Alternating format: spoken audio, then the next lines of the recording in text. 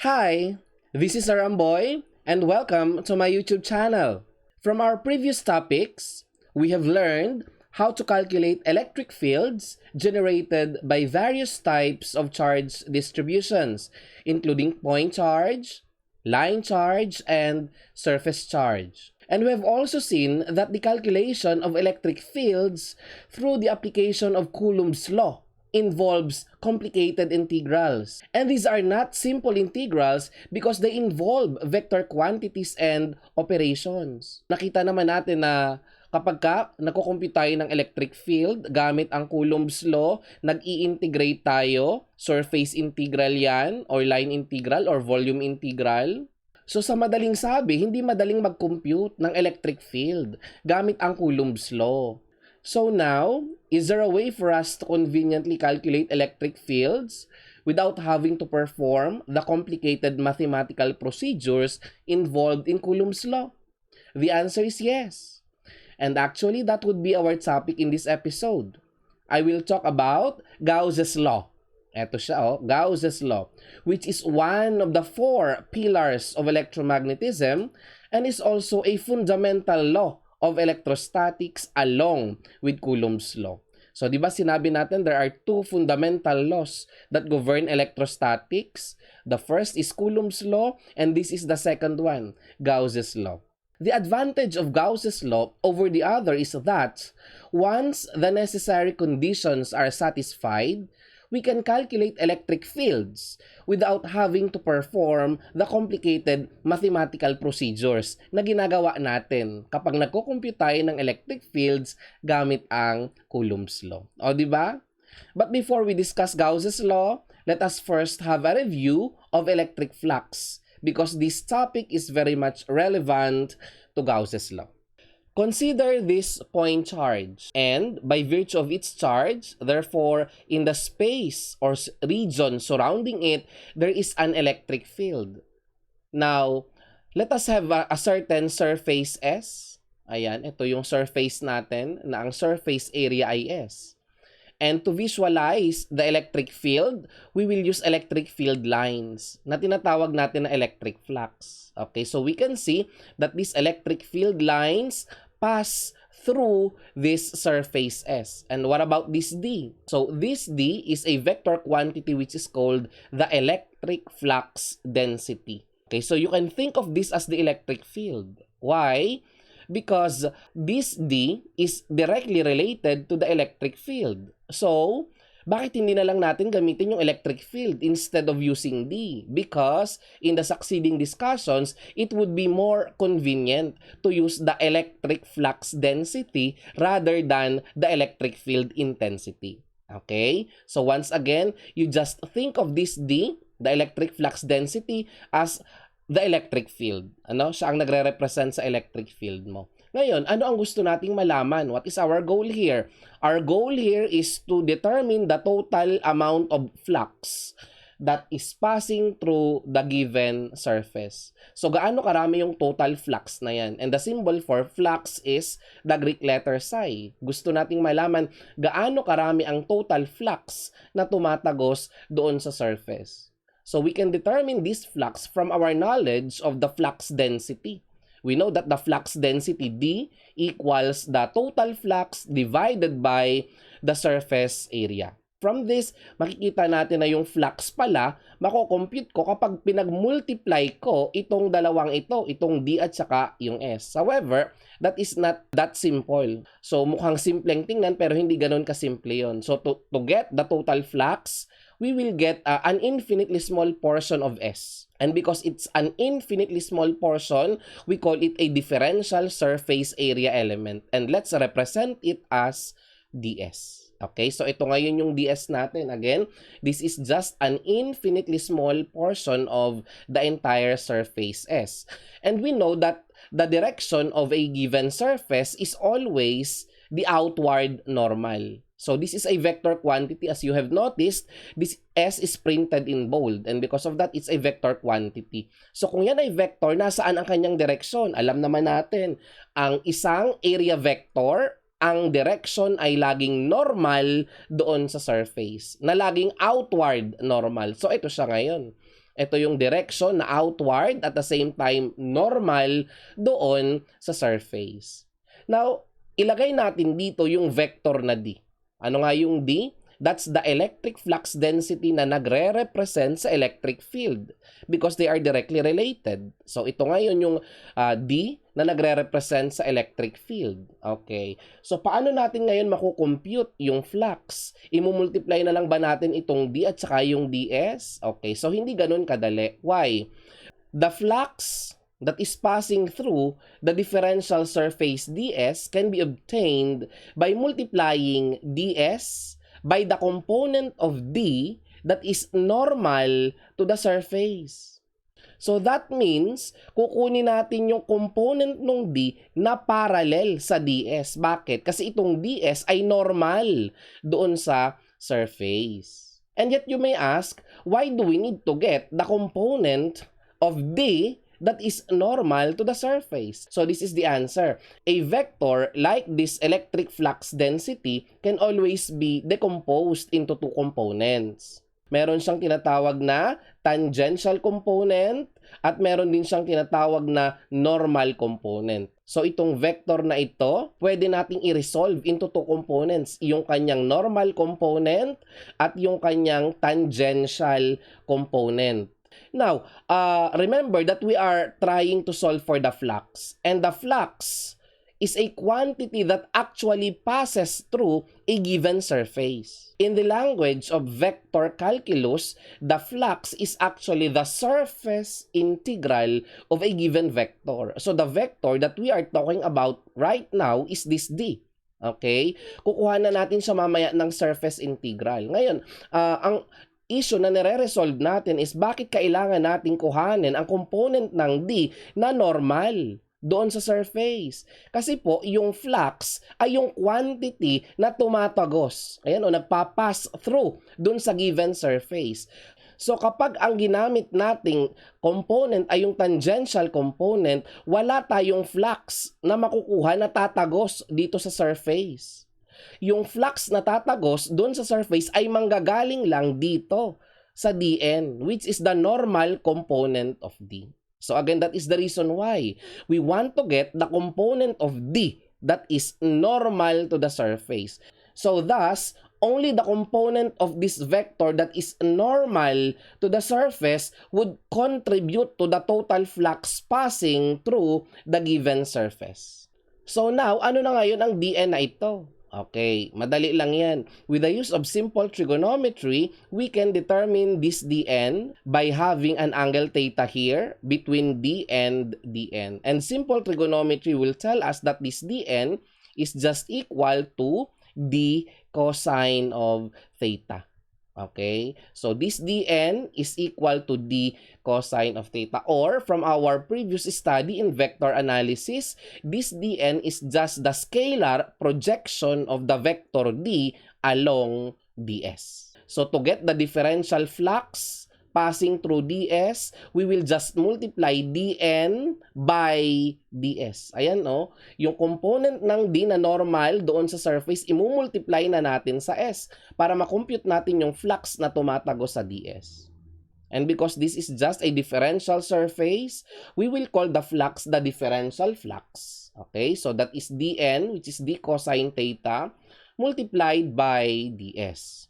And you may notice that here we have two vectors, d and ds, and we have a cosine of the angle theta, which is the angle between d and ds. And this may look familiar, no? Dalawang vectors multiplied by cosine of theta.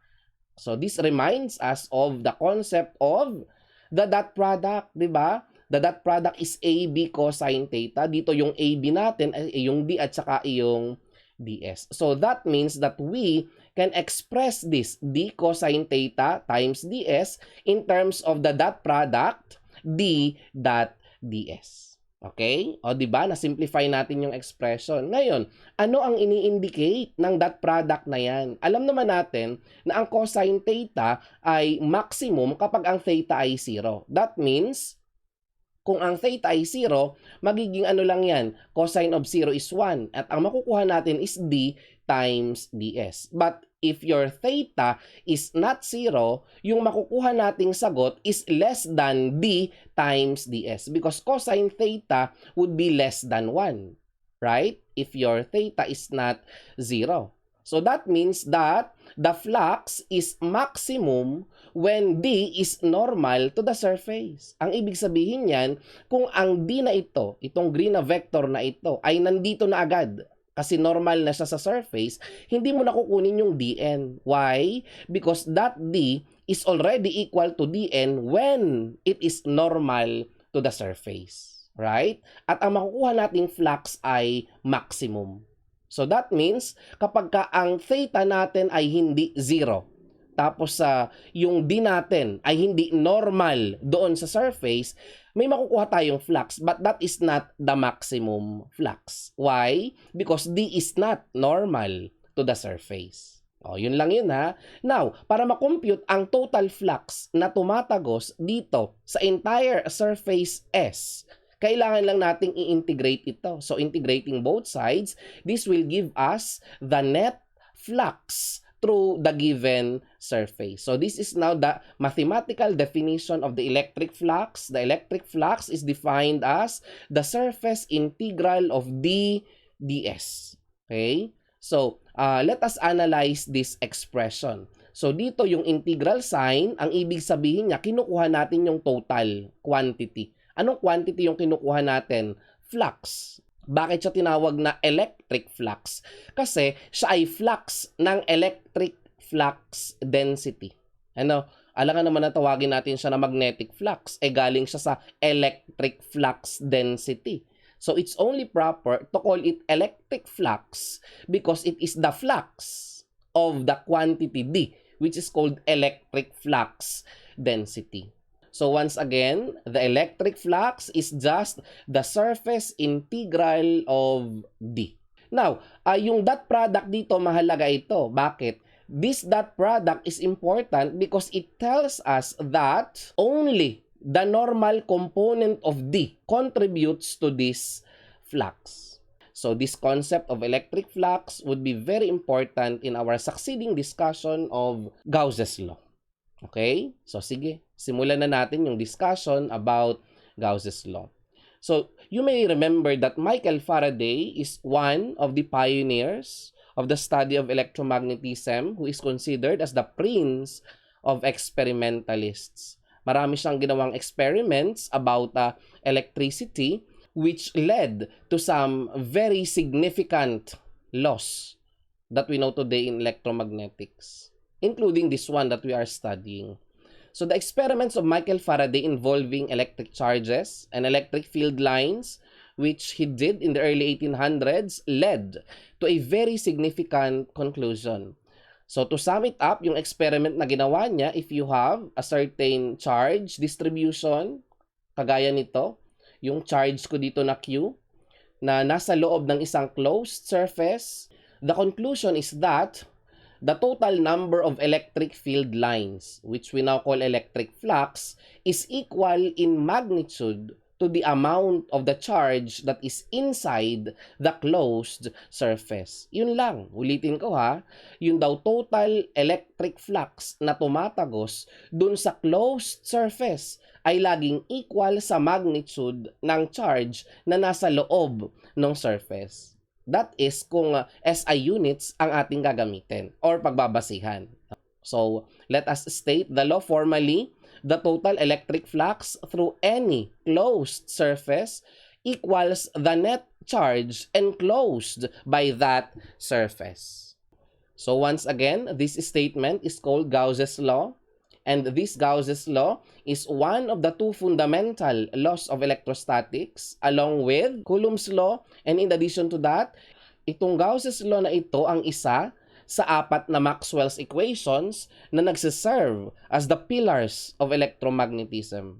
Sir, you mentioned that it was the work of Michael Faraday which led to this conclusion that the flux is equal to the charge enclosed. So, na bakit natin tinawag ito na Gauss's law? Okay, that is correct.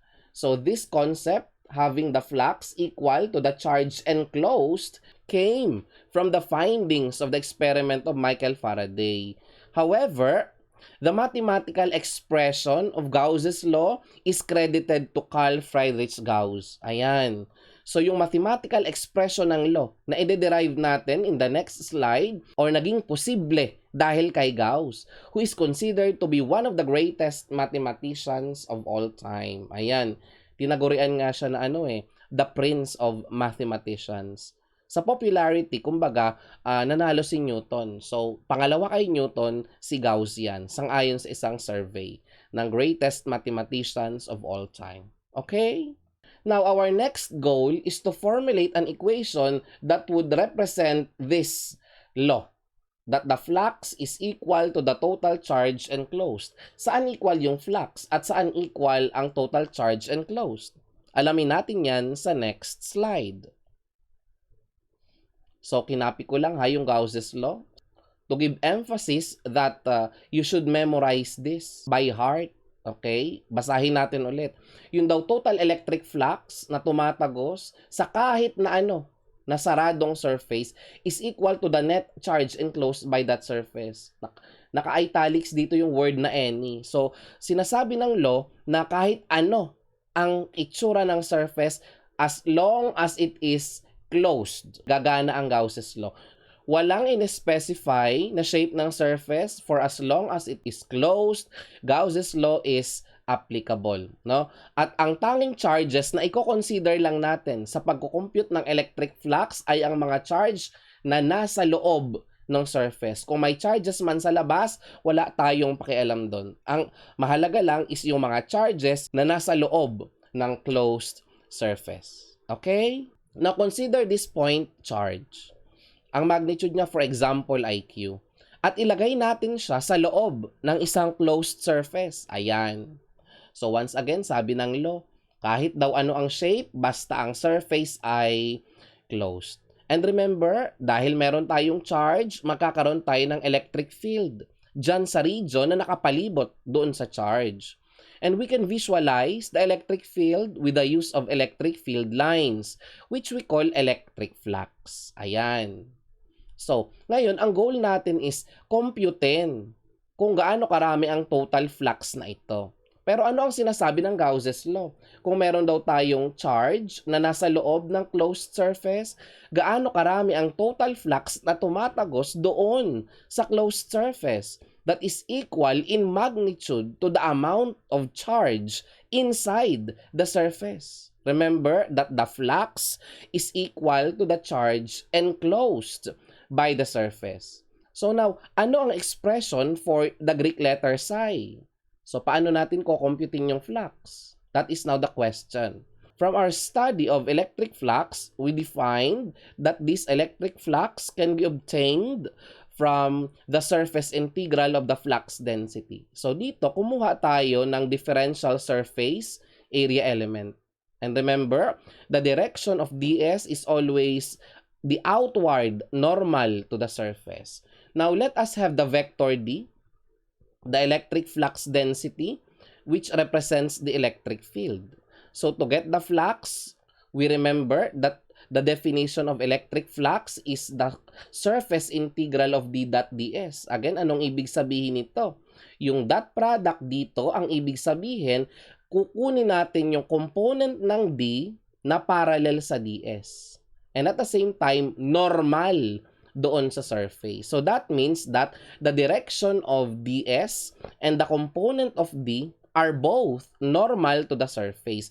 At yun ang ating i-integrate. However, yung surface na involved ay closed. That is why, in the integral sign, we will include a circle to indicate that we are integrating over a closed surface. So we call this a closed surface integral. And once again, referring to Gauss's law, this total flux is equal to the total charge that is enclosed by the surface. So from this illustration, this Q enclosed is simply equal to Q, right? Why? Because it's the only charge that is inside the closed surface. Wala na namang ibang charge eh. But what if there are no charges inside the surface given to us? Halimbawa, walang charges na ibinigay sa atin na nasa loob ng surface. So rather, ang given sa atin is yung tinatawag na volume charge density or ρV.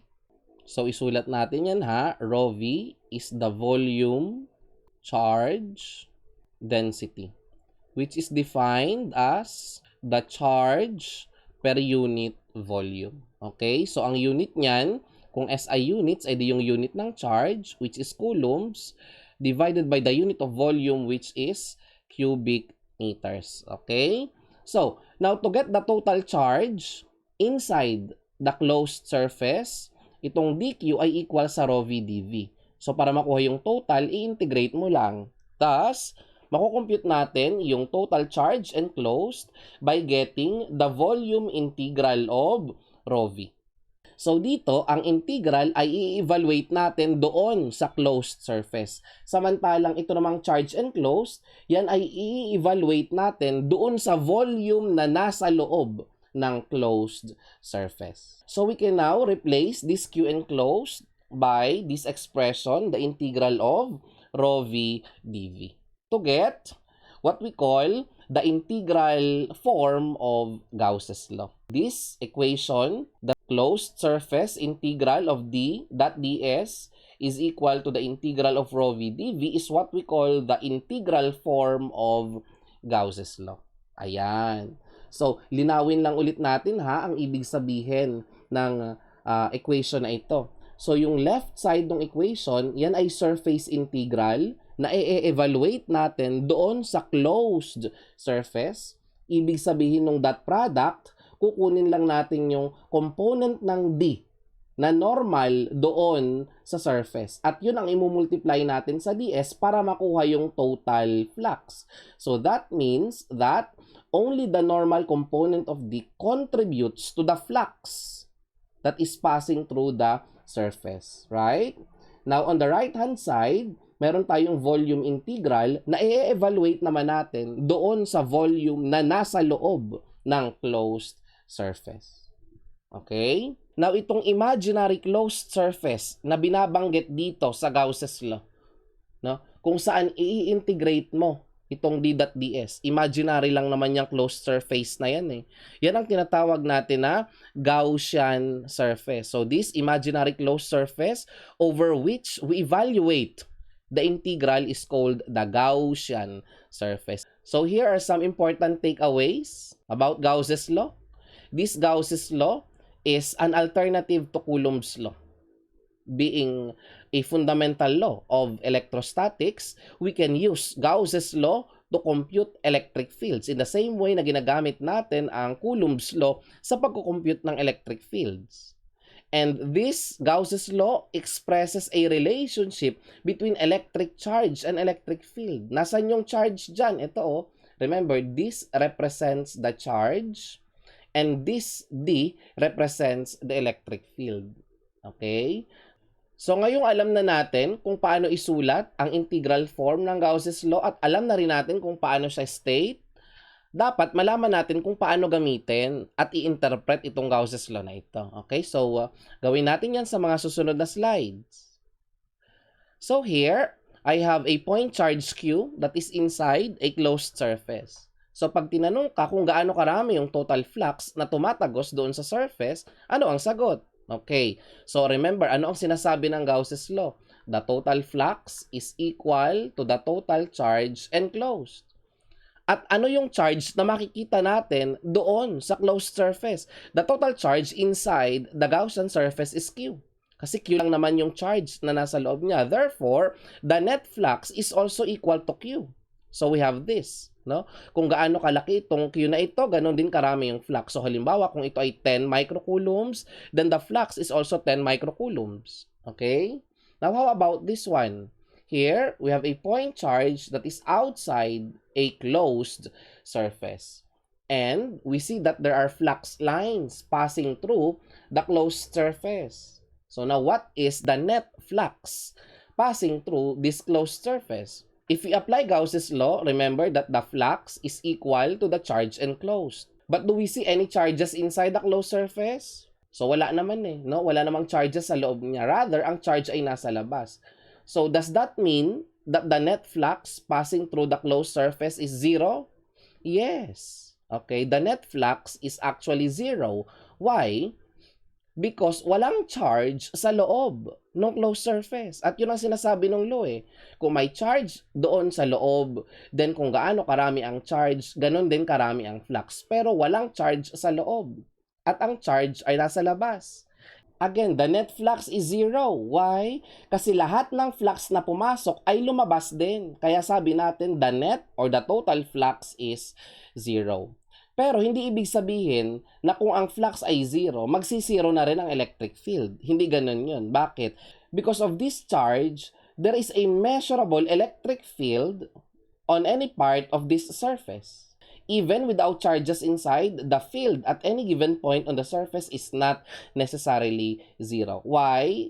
Because we have an electric charge here, and this charge would be the source of electric field that can be measured on any point on the surface, although the flux is zero.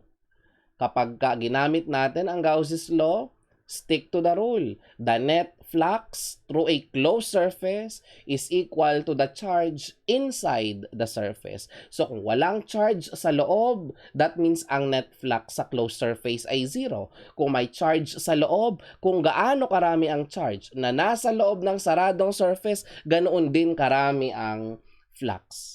Okay? So madali lang, di ba? So ano pala yung important conclusion na makukuha natin mula sa example na ito? Okay, so electric field lines can begin or end in a region of space only when there are charges inside that region, kagaya nito. So since dito ang flux ay palayo, ina-assume natin ang charge dito positive, right? But if the charge inside the closed surface is negative, yung mga electric field lines will be directed towards the charge. Hindi palabas, dapat papasok yan. Ano? So, ang sabi, electric field lines can begin or end in a region of space when there are charges in that region. Pero dito, wala namang charge sa loob. Ano? Kaya, wala tayong makukuhang flux na manggagaling sa kanya or papunta sa kanya. Kaya, nakita natin dito, lahat ng flux na pumasok ay lumabas din. For example, binigyan ka ng charge distribution. So, gamitan mo yan ng Gauss's law para makapag-compute ka ng electric field. However, para makapag-compute ka ng electric field, remember, Gauss's law can be written in this way. The integral of d dot ds is equal to the integral of rho v dv. So, it involves integral. So, kinakailangan magkaroon ka ng symmetry para ma-evaluate natin itong mga integral expressions na ito. Sir, ano ba yung symmetry?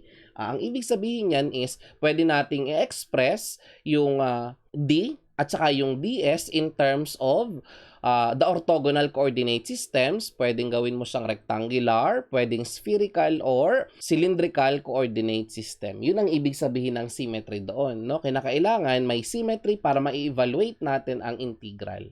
Okay? Now, sir, pwede ba napabalik? Halimbawa, given naman yung electric field, pwede bang gamitan ko yan ng Gauss's law para mahanap ko yung mga charge distribution?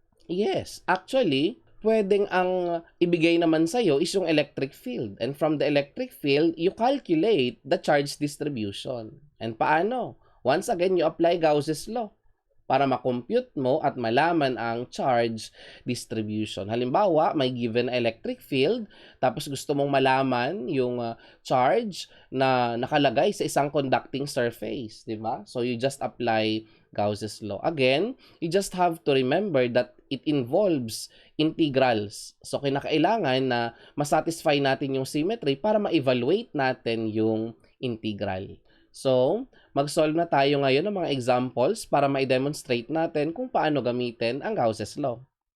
Number 1, find the total flux through each of the 5 surfaces in the image below. So, here's the image.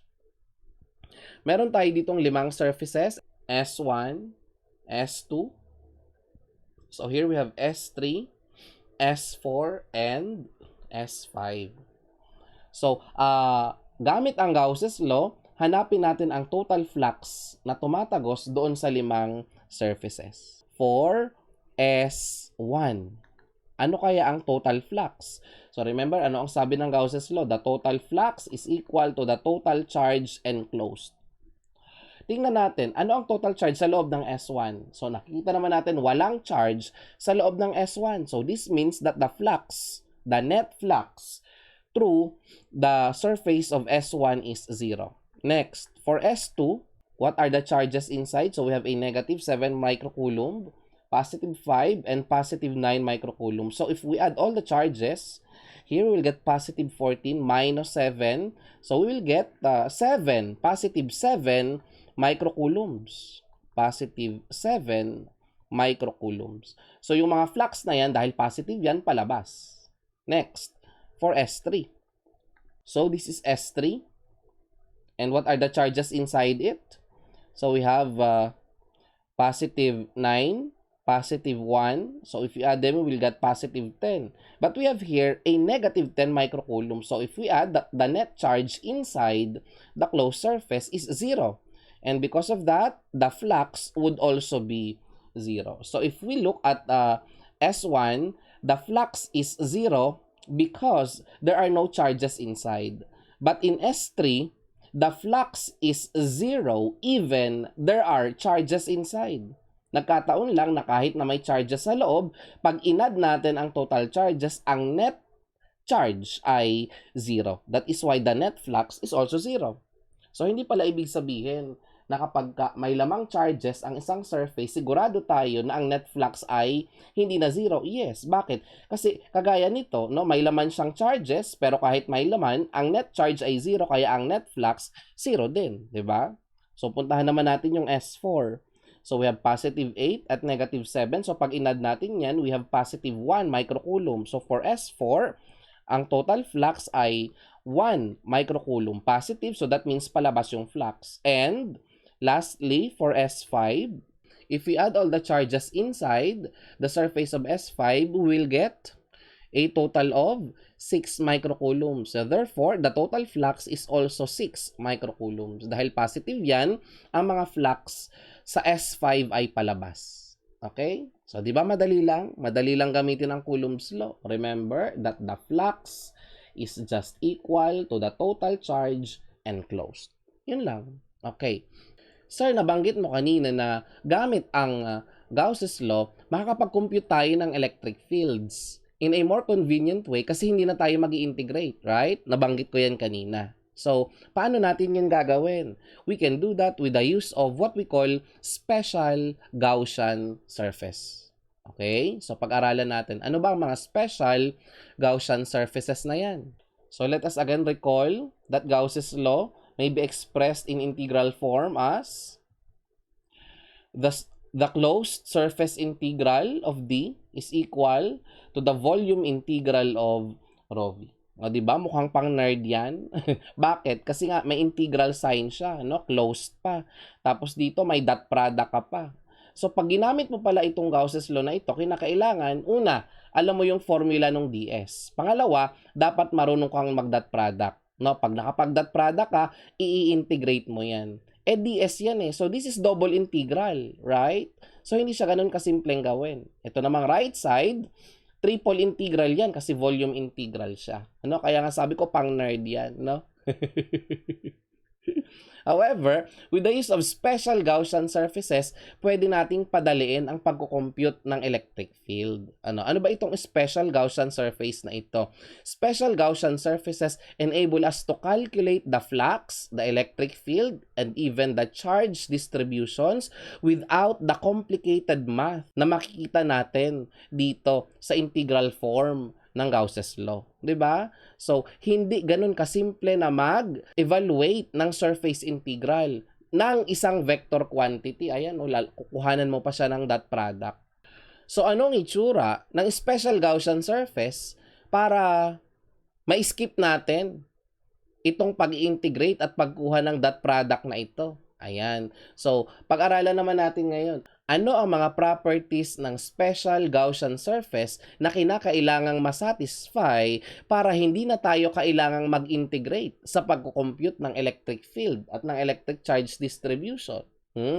Una, kinakailangan daw yung D ay normal or tangent at any point on the surface. Yun lang, no? So, dapat daw yung mafo-form mo na Gaussian surface, para siya ay maging special Gaussian surface, dapat ang D or yung electric field ay normal or tangential.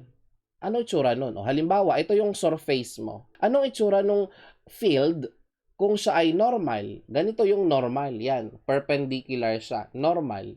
Or kung tangential, ganito naman siya. Dapat ganyan lang ang condition. Okay? So, hindi pwede na maging special Gaussian surface kung ang D, ganito yung itsura niya. Halimbawa, no, ito yung surface, tapos ito yung D. No? So, I cannot consider this as a special Gaussian surface because D is neither normal nor tangential. Ang sabi kasi, dapat it's either normal or tangential. So, kung ganito yung itsura ng D, relative dun sa surface, I cannot consider that surface as a special Gaussian surface. O, diba? Next, kung ang D ay tangential, hindi siya magko-contribute doon sa flux. So, zero yung flux. At ang i-consider lang natin is yung normal component. Right? Okay, now, kung normal yung D doon sa surface, kinakailangan ang kanyang value ay constant. Ayan, may kasunod. Yung tangential, zero na yun. Wala tayong flux na makukuha kung tangential yung component ng D. Pero kung normal daw yung D, dapat ay constant din ang kanyang value. Once again, these conditions must be satisfied. Okay? And once these conditions are satisfied, then that surface can be considered as a special Gaussian surface. And integration would no longer be necessary para makompute natin ang mga electric fields na gusto nating makompute. Diba? Isn't it amazing? No? That is how powerful Gauss's law is. No? Kinakailangan lang magkaroon tayo ng symmetry, no? At ma-satisfy ang mga properties ng special Gaussian surface, tapos hindi na tayo kinakailangang mag-integrate para makapag-compute ng electric field. So now, let us demonstrate how to use Gauss's law to compute electric fields without having the need for complicated integrations. Example number 2. Use Gauss's law to derive the formula for the electric field of a point charge. So if you recall, the electric field of a point charge, which we derived using Coulomb's law, that's equal to Q over 4 pi epsilon naught r squared. We will derive this same expression using Gauss's law. Okay? So that's the goal. I-derive ang formula na ito. This time, ang gagamitin natin ay Gauss's law. Dati ang ginamit natin, Coulomb's law. So, to do that, first, let us have a point charge here whose magnitude is Q. And let's assume positive yan. So, kung positive yung charge, alam natin yung electric field niya ay directed away from the charge, right? Then after that, gusto nating malaman yung electric field at this point. For example, gaano kalayo yung point na iyan? May layo siyang R mula doon sa point charge. And what is the next step? The next step is to come up with a special Gaussian surface. And remember, para maging special yung Gaussian surface, kinakailangan yung electric field mo ay tangential, or if not tangential, normal doon sa surface. Pero ano ba ang itsura ng electric field ng isang point charge? Alam na natin yan, no? From our previous studies, we know that the electric field of a point charge has a radial symmetry. So, ganito yan, ano? Kung radial ang symmetry niya, ganyan ang itsura ng electric field niya. Ganito, palayo.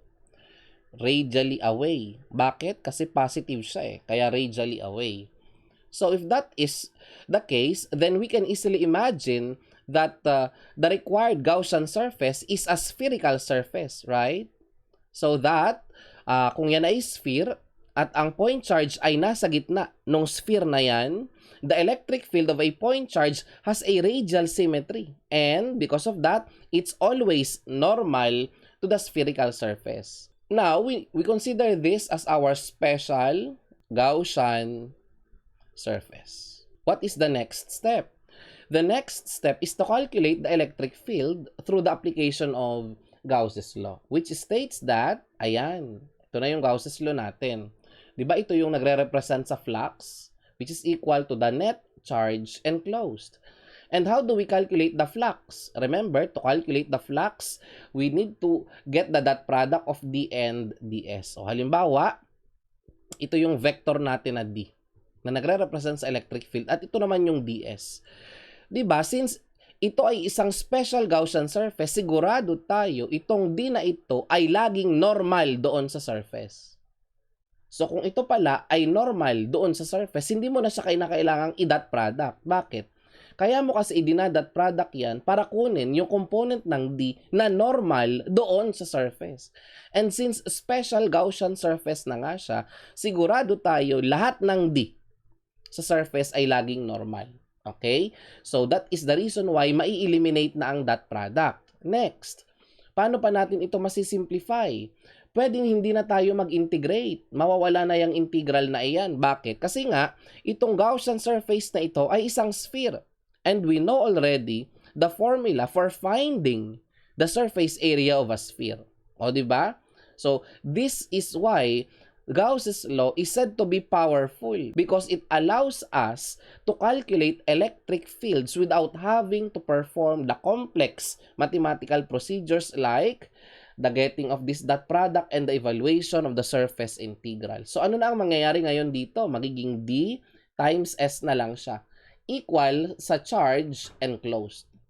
And what about this D? Remember, this D is the electric flux density and it is related to the electric field by means of this equation, which is called the constitutive relationship. And this S, remember, is the surface area of the Gaussian surface. And because the Gaussian surface is spherical, its surface area is 4 pi r squared. O, diba? Itong dalawang to, substitute na lang natin here. So, first, 4D, that's epsilon naught multiplied by E. And then yung S, which is equal to 4 pi r squared. Now, what is this Q enclosed? Q enclosed is the charge inside the sphere. And the only charge inside the sphere is Q. Right? So, that's it. Now, we can solve for E. And this E is the electric field that we are looking for. Solving for E, we will get Q over, eto, yung natitira dito, yung 4 pi. Unahin ko lang yung epsilon naught para magandang tingnan. So, Q over 4 pi epsilon naught r squared. And essentially, this is the same as this formula. So, ayan, naipakita na natin, no? Na yung electric field ng point charge, isa lang talaga ang formula niya. Kahit na ang gamitin mo ay Coulomb's law or Gauss's law. Diba? So, madali lang. Okay?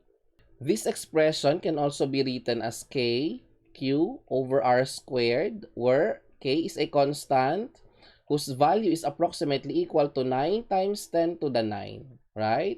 In SI units. So, yung unit ng K, kapag SI ay Newton, meter squared per Coulomb squared. Ayan. Diba? So, next. I-derive naman natin yung formula ng electric field ng line charge. No? Na dinerive din natin dati gamit ang Coulomb's law. So now, use Gauss's law to derive the formula of the electric field due to an infinitely long uniform line charge. So if you recall, dati kinumpute natin ang formula ng electric field ng isang uniform line charge gamit ang Coulomb's law, and this was not a very easy process. It required integration, tedious integration. Gumamit pa nga tayo ng trigonometric substitution kung natatandaan ninyo. So ngayon gagamit tayo ng Coulomb's law para ma-derive ang same formula na hindi nag-i-integrate. Ganun ka-powerful yung Gauss's law na yan. Okay? So this is your line charge na ang charge density ay rho L. No? So this rho L is the line charge density which is defined as rho L is dq over dl. And this is measured in coulombs per meter, right? We want to determine the electric field at a certain point. For example, at this point. Ano ang electric field dito? Of course, meron siyang certain distance mula doon sa line charge. So, kinakailangan makaisip tayo ng isang special Gaussian surface na aakma dito sa line charge so that the electric field would always be normal to the surface. Ano ba ang itsura ng electric field ng isang line charge? Assuming this is the cross-section of the line charge, how does its electric field look like? Kung positive ang charge ng line charge na yan, then ganito yung itsura ng kanyang electric field. Ayan. Radial pa rin. Radially away kasi siya ay positive. So, ano kaya ang itsura ng special Gaussian surface para ang mga electric field na iyan ay laging normal or kung hindi normal ay tangential sa surface? So, you can imagine here a circle. So, kung maglalagay ako ng circle, anong surface ito? Ang may cross-section na circle.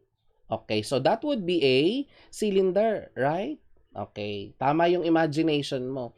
So, the Gaussian surface appropriate for this problem is a closed cylinder. So this is now our special Gaussian surface. We have a closed cylinder. So that means meron siyang surface dito sa taas. Ayan. At meron siyang surface dito sa baba. Kasi closed yan eh. Right? And this special Gaussian surface has the dimensions R as its radius and L as its length. So this R is the distance from the line charge where we want to calculate the electric field. Okay? So now what's the next step? The next step is to apply Gauss's law. And Gauss's law tells us that the net flux is equal to the charge enclosed by the surface. And this flux is equal to D times S. Why? Hindi na nga tayo magda-dot product. Bakit? Kasi po, yung ating electric field or D ay either normal lamang or tangential sa surface. So, alin ba yung surfaces natin? Meron tayong tatlong surfaces. Ito yung una. Yung electric field dyan ay tangential. Ayan. Ito yung electric field. So, that means walang flux na tatago sa taas. Dito sa baba, ang electric field tangential din. So that means doon sa bottom surface, wala rin tayong makukuhang flux. So saan lang may flux na tatagos? Doon sa lateral surface. At doon, kung i-drawing ko yung cross-section ng cylinder, that would be a circle. So kung magdodrawing tayo ng circle dyan, alam natin na itong electric field lines na yan ay laging normal doon sa surface. Okay? So dahil normal, hindi na kailangang mag-dot product. No? Tapos itong S, remember, that's the surface area of the Gaussian surface. Okay? E-equate lang natin yan sa charge enclosed. Ayan. So this D is equal to epsilon naught multiplied by E. This S is the area of the Gaussian surface kung saan may tumatagos na flux. And in this case, that's the area of the lateral portion of the cylinder. Ano ba ang lateral area ng isang cylinder? That's 2 pi RL. Okay? How about the charge enclosed? So for us to get the charge enclosed, we need to use the line charge density. Na alam naman natin na equal sa dq over dl. So to get the charge dq, we need to multiply rho L and dl. So in this case, I just multiply rho L and the entire length of the cylinder, which is L. So here, we can see that there are terms that will cancel. Makakancel na yung L. At may matitirang expression. Kung saan, pwede na nating computein yung hinahanap nating electric field na E. So, E is just equal to rho L divided by yung mga terms dito, 2 pi epsilon naught R. Okay? So, if you recall, this is the same formula that we derived gamit ang Coulomb's law, right? E is equal to rho L over 2 pi epsilon naught times R.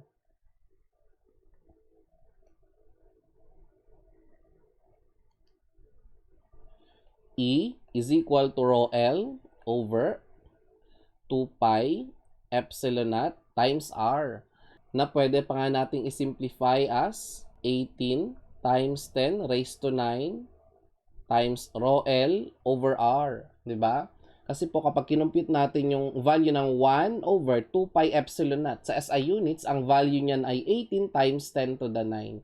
So here, rho L is the line charge density in coulombs per meter and R is the distance of this point from the line charge. So ayan, na-derive na natin ang formula ng electric field ng isang line charge nang walang kahirap-hirap gamit ang Gauss's law. Hindi tayo nag-integrate, hindi tayo nag-dot product, at hindi tayo nag-trigonometric substitution. Diba? Kaya nga sabi ko sa inyo, powerful ang Gauss's law. Sige, isa pang example. Ngayon naman hanapin natin ang electric field na nanggagaling sa isang surface charge. Ayan. So imagine we have a thin, flat, infinite sheet with a uniform positive surface charge density ρS. So yan yung sheet charge. Actually, na-derive na rin natin yan dati gamit ang Coulomb's law. Diba? So, to illustrate that infinitely wide and infinitely long sheet, ito yan. So, this is of course just a portion of that infinite sheet. Meron daw siyang uniform positive surface charge density na ρS. So, here, ρS is the surface charge density, which is defined as ds dq over ds. Ayan. And this is measured in coulombs per square meter. The next step is to come up with a special Gaussian surface. Ano bang itsura ng electric field na nanggagaling dito sa surface charge na yan? So considering that it's a positive surface charge, yung electric field niya ay away. Ayan, away. Normal yan, no? Or perpendicular doon sa surface. So, sa magkabilang side, may electric field na palayo sa kanya. So, ano kaya ang nababagay na special Gaussian surface para dun sa surface na yon, itong mga electric field na yan ay tangential lamang or normal lamang? Actually, we can use a cylinder. Ganito yung itsura niya. Ayan. So, itong cylinder na ito, pawiin ko muna yung mga drawing kong electric field na yan. Closed pa rin siya. Kasi syempre, lahat naman ng Gaussian surfaces ay closed. So, this is now our special Gaussian surface na may tatlong parts. So, meron tayong surface dito. Ayan. Meron tayong surface doon. At meron din tayong lateral surface. So, itong din na ito ngayon ang nagre-represent sa electric field. No? So, yan yung flux density na laging normal doon sa surface charge, and that means normal din siya dito sa surface na ito. At normal din siya dito sa surface na ito. How about on the lateral surface? Kung ganito yung electric field, ano siya dun sa lateral? Tangential. So that means walang flux na tatago sa lateral surface. Ang i-consider lang natin na surface ay yung dalawang circles. Ito at saka iyon. Okay? Now, nasa na ngayon yung charge enclosed? Ito siya ngayon, no? So, this circle is the part of the surface charge that is inside the Gaussian surface. Okay? Q enclosed. At paano natin malalaman ang Q enclosed na yan? From this definition of ρS, the charge is equal to ρS times ds. So, we just need to multiply ρS, the surface charge density, and the surface area. Ano ba ang surface area ng circle na ito? Pare-parehas lang naman sila ng cross-section, ano?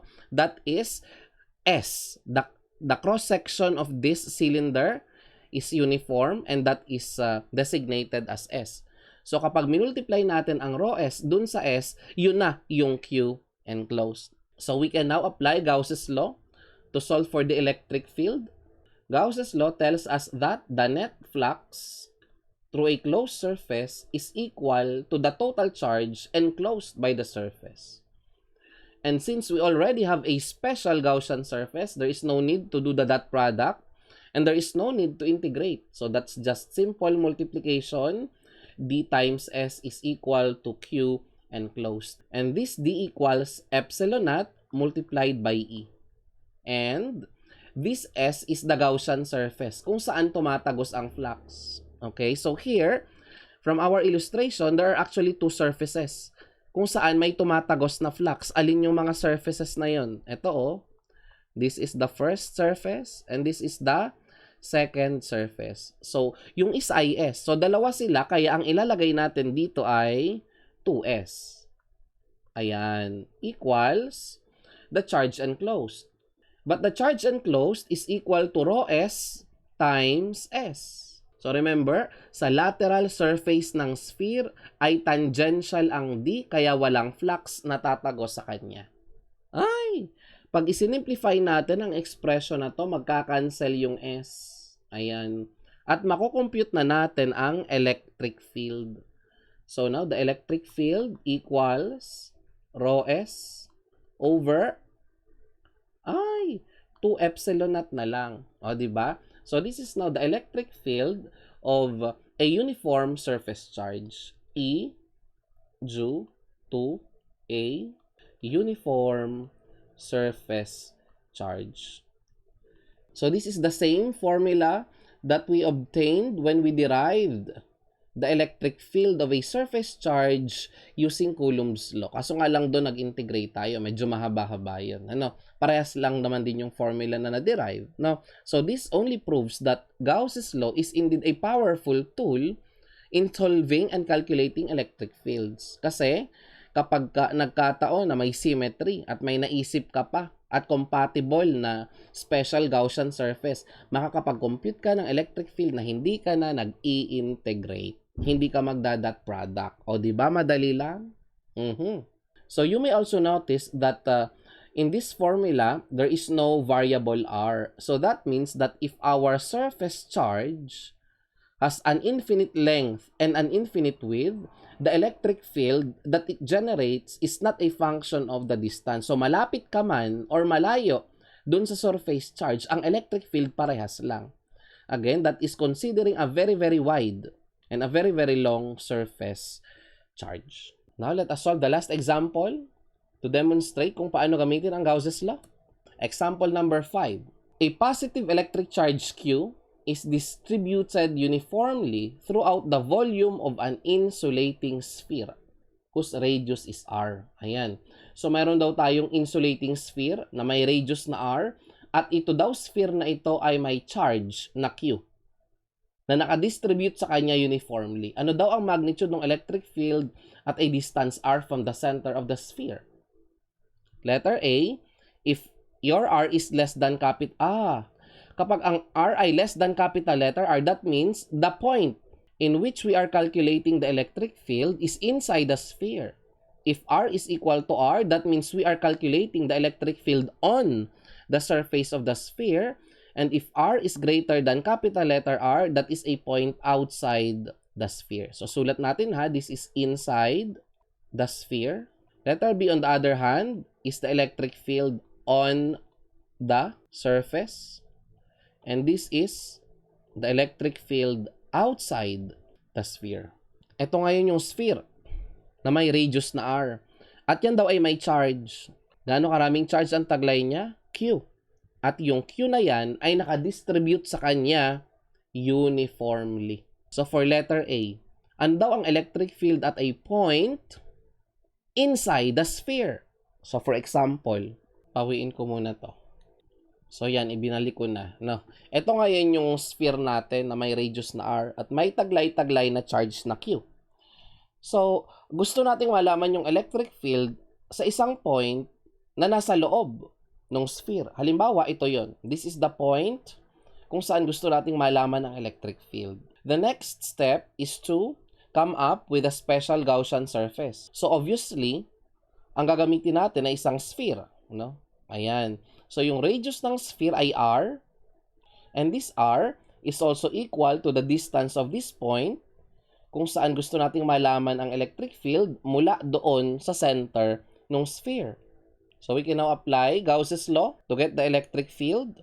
Gauss's law tells us that the flux is equal to the charge enclosed. And this flux is equal to D times S. Kasi nga, nasatisfy na naman natin, meron tayong special Gaussian surface.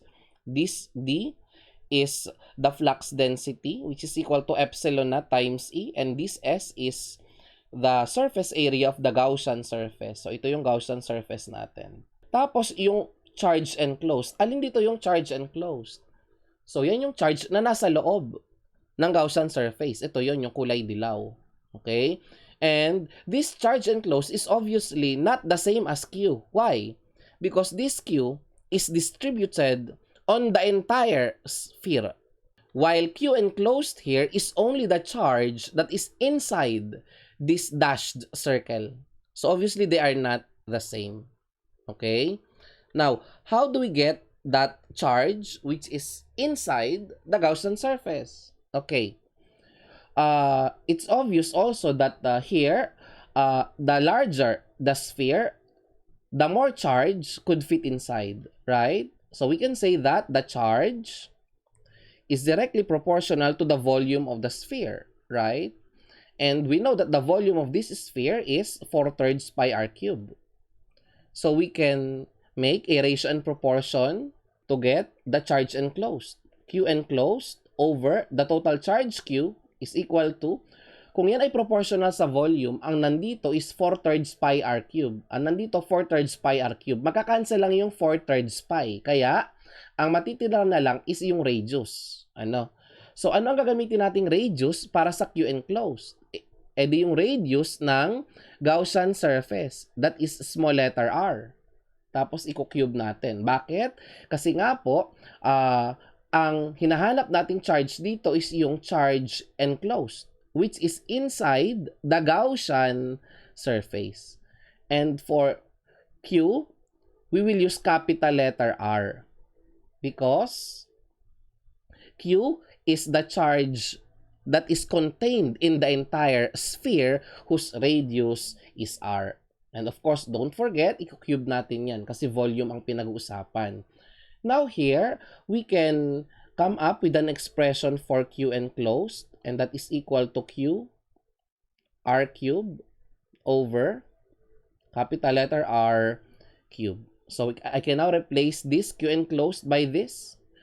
So my D is epsilon naught multiplied by E, and then I multiply it by S, the surface area of the Gaussian surface. Ang gagamitin natin is yung small letter r, 4 pi r squared equals Q enclosed, which is Q r cubed over capital letter R cubed. Ayan. So here, we may notice that r squared will cancel at may matitira lang dito na r. At kapag kinumpute natin yung E, we will get E is equal to Q times R divided by 4 pi epsilon naught multiplied by R cube. So this is now the electric field at any point inside the sphere.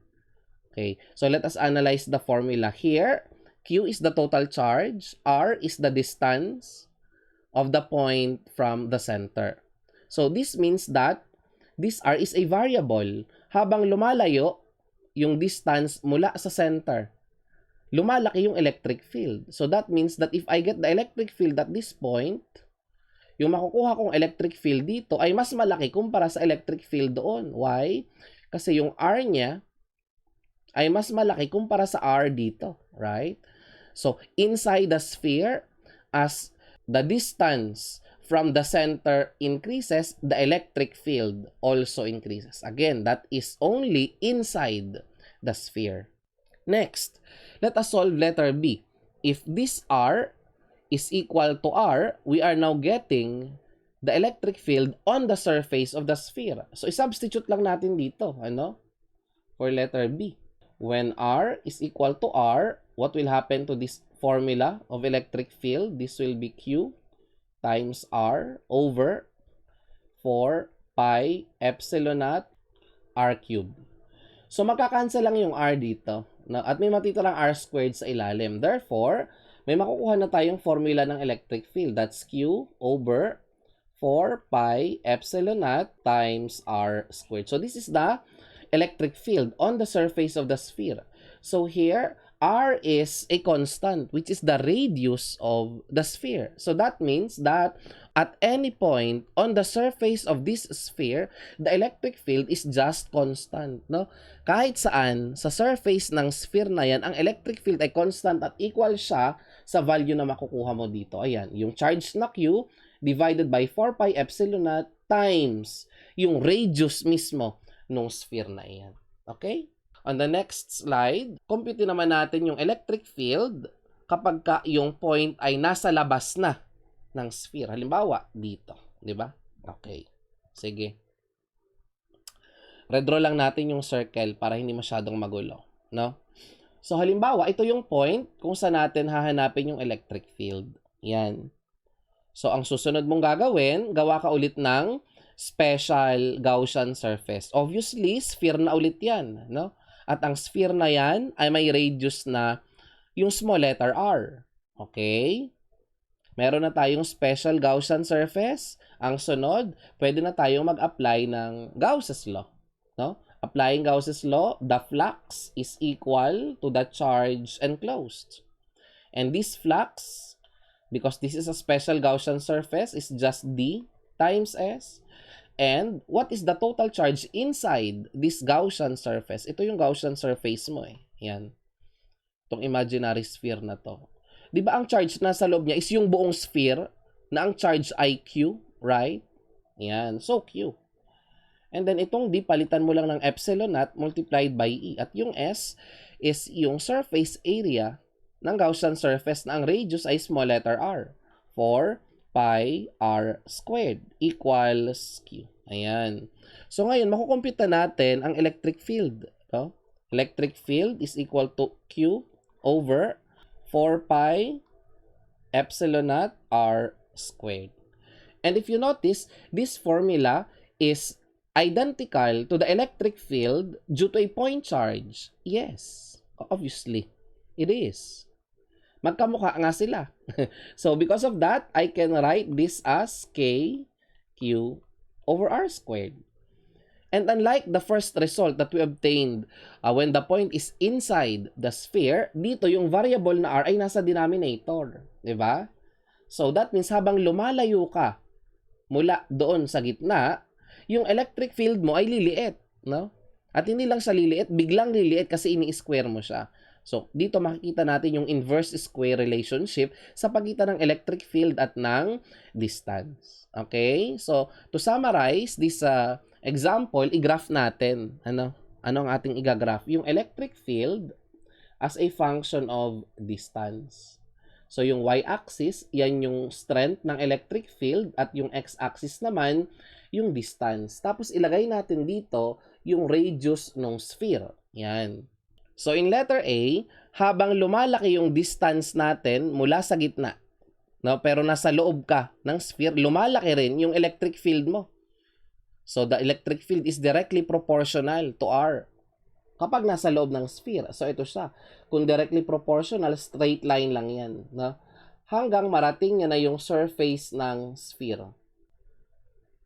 Ayan.